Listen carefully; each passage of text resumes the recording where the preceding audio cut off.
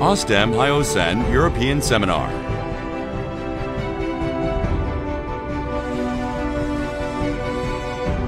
(1965) In Europe, first dental implant came out to the world. 1997, first Korean dental implant company, Osstem Implant, was born. 2006, Osstem Implant, first step into Europe. 2019, it's coming, Osstem Hiossen European Seminar. Of the European, for the European, by the European. Day 1, Symposium.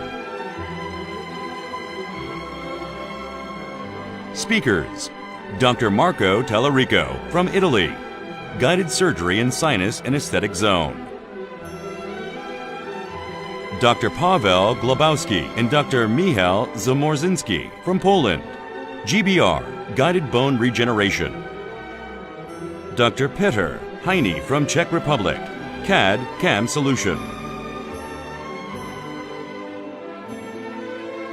And special speaker from the USA, Dr. David Chong, Digital Guided Surgery.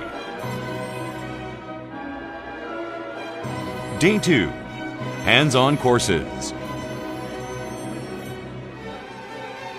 2 courses on digital guided surgery and GBR.